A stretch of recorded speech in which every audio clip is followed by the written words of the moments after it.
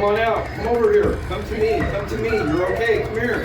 Come on out. Come on out. Let's go. Let's go. Let's go.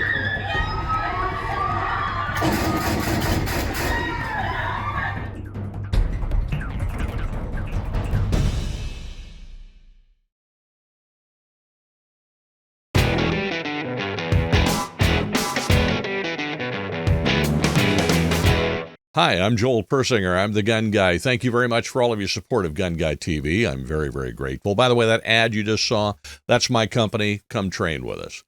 Listen, this is the third and final segment of the interview I did with Mark Oliva from the National Shooting Sports Foundation. I wanted to ask Mark a kind of pointed question because I live in California part-time.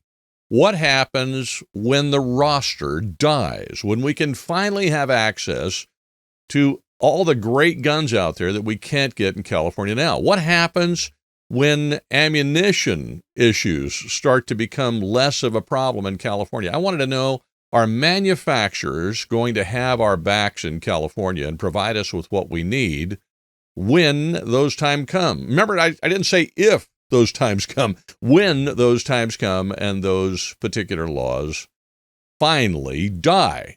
Well, I think you're going to like his answer. Let's go talk to Mark. I'm curious how the industry is.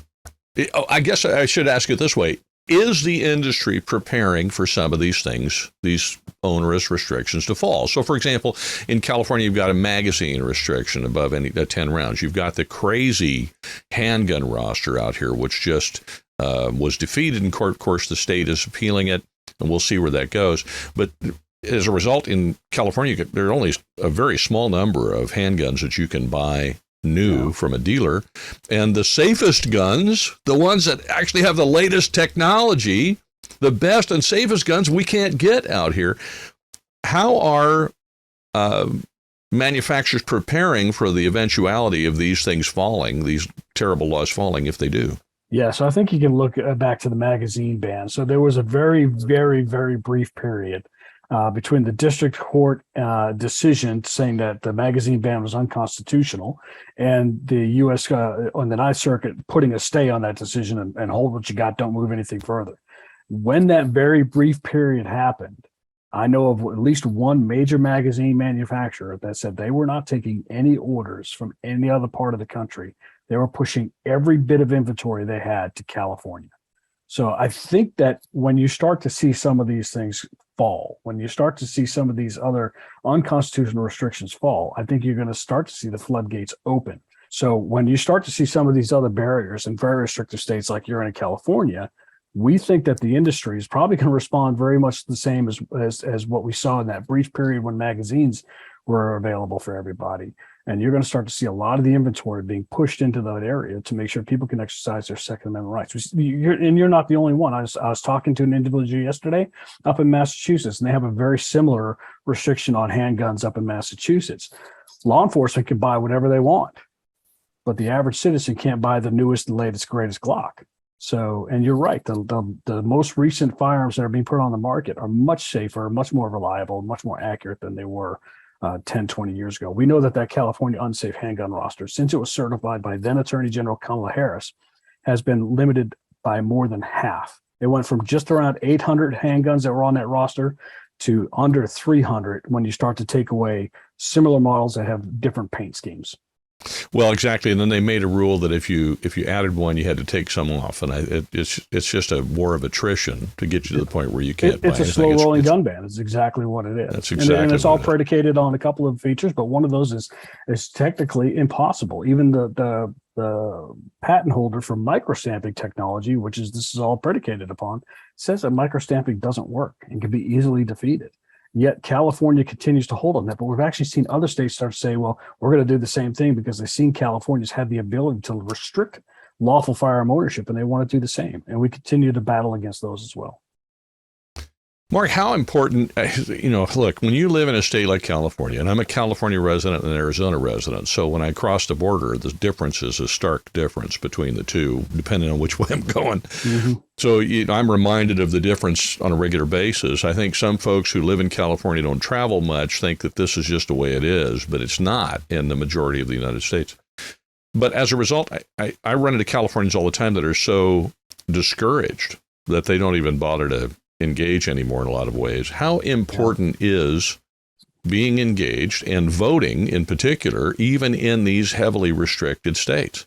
Yeah, it's vitally important. And I understand the frustration. As I said, I lived in California for many years. I was a New Hampshire resident when I was there, when I was still in the Marine Corps, but I had to abide by California's law. I made it a point that I was not going to buy any AR or style rifle while I was living in California. And it was because at the time they had the bullet button, and I did not want that feature on any of my rifles.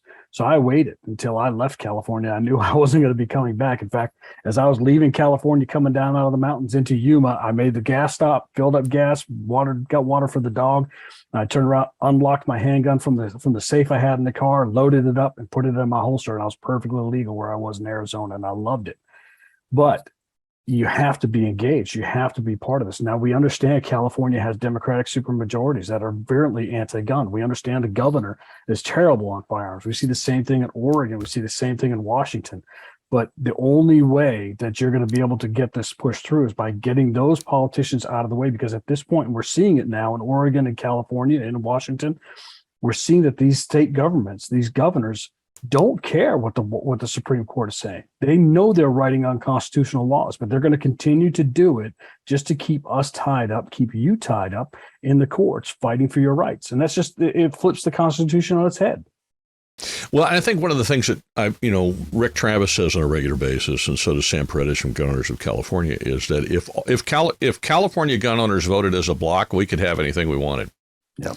Because there's so many of them. I mean, it's just astounding, but they don't. And I think that's one of the problems. Look, ammo is a big deal. It's been a big deal for a while. And I want to make sure I'm touching on that too. Yeah. How are we doing with manufacturing and availability of ammunition? Because it's obviously with the economy, it's expensive. But I am seeing more on the shelves at the gun store. Is this starting to resolve itself? Has it already resolved itself? It's still an issue in some places, and dependent upon the caliber you're looking for, it's still an issue. I think now that we're into turkey seasons, a lot of places, anybody who's looking for TSS ammo, they're looking around, and one finding is very difficult to find, and find two, it's incredibly expensive for any kind of alternative, but especially tungsten. So I think it's still looking at some elevated prices. I still like to use the barometer of how much it's going to cost me to buy 9mm and 5.56 ammo, because those are probably your two most common calibers that are used. And what I'm seeing right now is that 9mm starting to come back down just a little bit north of where it was prior to the pandemic. But we're seeing is 5.56 ammunition. I'm seeing it out there on the market for about 41, 42, maybe 45 cents a round.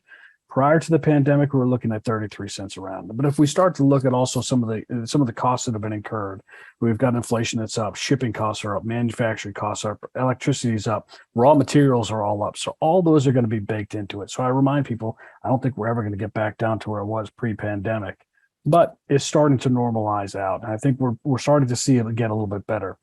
Very concerning for you guys in California, though, is your state legislature right now is debating an excise tax on firearms and ammunition. So understand your firearms and ammunition makers already pay a 10 and 11% federal excise tax that goes directly toward wildlife conservation, gets a portion back to the states for wildlife conservation. But your state is talking about putting an additional 10 to 11% on top of it, which would fund a gun control office in the state of California. We've seen this tried locally up in Seattle and Tacoma, but now they want to do this in California. Again, another barrier to entry, making firearms more expensive. And it's now they're going to make firearm owners pay for their gun control efforts in the states through this tax. So this is one of the things where we say gun owners need to be involved, need to make their voices heard, and be able to push their lawmakers to vote these things down. Yeah, these states, I think Chuck Michel calls it the blue resistance. They're just never going to quit, man. They just never quit. And so we can't quit either. We've got to stay in the fight. You mentioned something, and that was that materials. How are components? Primers were there for a while, were impossible to find. Is that changing for people like me who reload? I think primers are still a little bit scarce for a lot of people, and that's probably your most critical component of the firearms. Right, it's the most difficult part of the cartridge to make. It requires the most technical expertise to make. But I think you've also seen some of your firearm manufacturers make a much more concerted effort to make their own instead of relying on imports or relying on some of the big producers here within the states to buy their excess.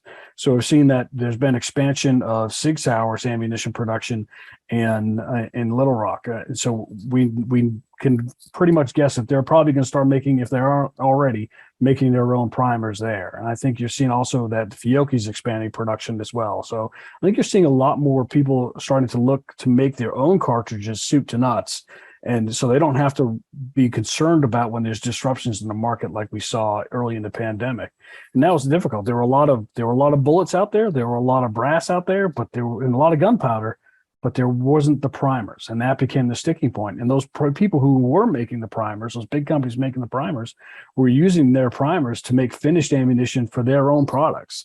So instead of selling you off the excess so others could use it in their ammunition. Yeah, well, and when there isn't any excess, they have no excess to sell. That's the problem. You know, I would have people, I'd do a video from my garage or from my shop there, and people would see all the primers on the wall because I bought them when they were cheap a long time ago and stocked up. And they go, "Where did you get the primer?" And I'd get all these comments from people freaking out. You know, their comments. I'm glad they don't know my address. I'd come home and find they wouldn't take the guns. They wouldn't take anything else. Just go in and take the primers. That's it. That was the part that you couldn't get. Mark, thank you very much. Is there anything that we didn't talk about that you feel like we should? No, I appreciate it. I appreciate the opportunity to talk about these things. I think it's important that everyone stays abreast of what's going on. I mean, especially in states like California, your legislature rather is in year round. These things can pop up very quickly. We know that a lot of times they'll just file empty bills and then fill in the text later. So we're constantly engaged. We know that there's other groups that are constantly engaged. We certainly appreciate their efforts on very similar interest ideas that we're trying to all push against and trying to protect the industry and protect the gun owner against. Now, you're an industry organization. I mean, is there anything that the average gun owner could or should do to support you guys, or do you get your support from the industry for the most part? Yeah, our direct support comes from our membership. So again, we represent your firearm manufacturers, distributors, retailers, ranges. Those are the people who pay my check at the end of the day. And of course, a lot of our money comes from SHOT Show, which is an incredible time for anybody who gets to get there. I think, obviously we were there this past year. It was a huge show floor. I only got to see just portions of it because I was so busy running around. It is so big now. But I think it's important, obviously our information is available on our webpage. Anybody can go down and take a look at it. But also, get involved with your local groups that are out there right there in California, the California State Rifle Pistol Association. Talk to the people who are fighting for your rights in your states. There are plenty of other 3-letter organizations that are fighting for your rights for you as a gun owner. And that's kind of where our dividing line is that gun counter. We do everything we can to make sure that product is able to get to the counter so you can lawfully purchase and own it. But those other groups that are on the other side that are fighting for you as a gun owner, they're taking care of you on that side of the gun counter. And I think it's important that you plug into one of those and support them on their efforts as well. Well, and get down and buy things at your retailer, too, so that your retailer can stay in business. Go to the range and shoot so that the range can stay in business because they're under assault all over the place, not just in places like California. Mark, thank you very much for coming on the show. Will you come back again, I hope, and keep us abreast of what's going on? I would love to. I really do appreciate it. Have a great week, and thanks again, brother. You too. Thanks, Joel. Thank you again very much for watching the entire interview. I'm very, very grateful. If you would like to support the channel, obviously this is a volunteer effort on my part, then you can come train with us at Practical Defense Systems, and you'll have a good time and be able to support me so that I can pay for this. If you'd like to support the channel directly, you can do that by going to GunGuyTV Crew. You can join the crew, and you'll see the exclusive content I provide there and be able to have access to me, which is always fun for us to go back and forth in conversation. You can do all that on Patreon or Locals as part of GunGuyTV Crew. So you'll find it in either of those places. Or you can just go to GunGuyTVCrew.com. Have a great week. Thank you again for all of your help and your support, and wherever you go, whatever you do, stay safe.